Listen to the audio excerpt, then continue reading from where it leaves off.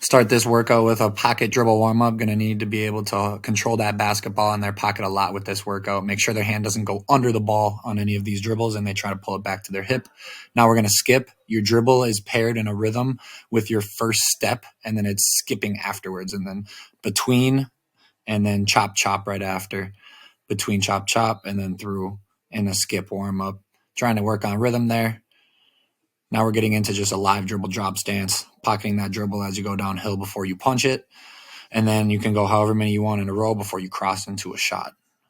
Next piece, just crossing every time out of that drop stance and getting our feet chopping, getting them moving both ways using the drop mats, the drill mats, in order to help the kids with where their feet should go. I did that one into a shot. You could do it into attacks as well. And then now we're just going to go through a bunch of different options, just taking a couple pound dribbles, pocket and drop at the same time, and then working on different combos out of it. The first couple are just getting downhill out of that pocket into a pull-up. Now we're selling to one direction, crossing the other way out of that pocket, and still getting to a pull-up, feet set, balance shot. Using your eyes to sell the move one direction while you're in your pocket drop, and then going out the other way. Now on an in and out, I like that in and out one a lot. Planting both of their feet in that drop, and then as the ball goes in, their inside foot plants, and then they push back out and keep going into a shot at the end there. Now you see a couple kids trying to do this drill with a cone, a light up cone, making them make choices. You could go red right, blue left, green floater, whatever kind of choices you want to make the cone have. Make sure they don't carry it as they get into that pocket drop and make their choices out of it.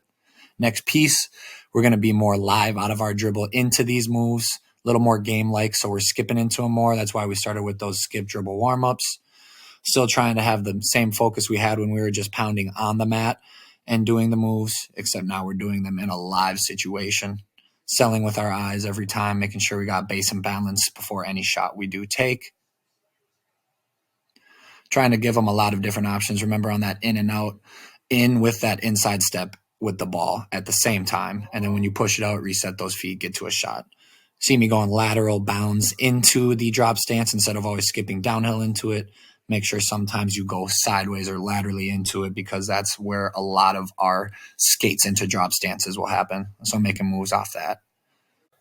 Welcome to this week's theme of the week. We're going to be doing quick decision making. If you'd like to do a pocket dribble drop stance warm up with younger kids to get them ready for this next warm up drill, feel free. You can do that on the mats so they can get their footwork right. But then after that, we're getting into this 2 dribble downhill punch attack. And then out of that punch dribble, we're making reads with the light up cone. When they tap that light up cone in a real game, it's as if they're bumping somebody. So make sure they're on balance when they do that. They're not leaning over top heavy to tap the cone. Red right, blue left, green shot. You want to reset your feet, make that read, and then get that choice to be made fast to make your next move. So on my red right, I did it in and out. On my blue left there, you see I added a little side step into the crossover. You can challenge older kids, say no dribbles after the light up cone. Younger kids, you can give them 1 to 2 dribbles after as they make their choices. You can also do this into finishes. It doesn't have to be into jump shots. So now you see me getting blue all the way to the left-hand finish. I get blue again, that quick crossover after I float, pocket drop. Now I'm getting to that left-hand finish. If I get green on a finishing drill, I do floaters. If I get red, in and out, or quick double cross, back to the right for a right-hand finish. So you can kind of make this your own. We trust you guys as trainers. You can either do finishes, shooting, whatever the kids need most. And then as you see here, I'm making it a little extra complex by adding, instead of just punches, under drags, behind the back stop dribbles. You'll see me start doing some pickups. So when I get red right, I'm doing some sort of pickup over the help side defense. Under drag, blue left, got to change that direction. And then I get to a floater on that one. Again, we trust you trainers and the kids to let us know what they need to work on and what you guys think they need to work on. Green can still be a reset into a shot, or it can be into a floater depending if you're doing shots or finishes.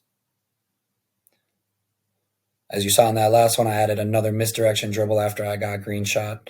Let these kids play a little bit free. Don't be too strict. If they do something and they feel like it's a mistake, make sure they still finish the rep fast.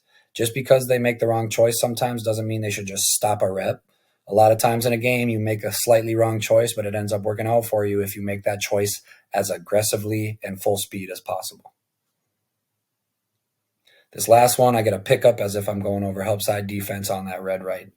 Get a few reps of this young man doing the drill. He does double moves after he gets red right. He wanted to work on finishing. I said, this is a perfect drill for you. You can get finishing while also working on decision making. And in all reality, basketball is full of decision making, and then you have to let your skills speak after that choice is made. So quick decision making is always something great to work on. He gets blue left here. He's got to change direction, full speed finish with that left hand.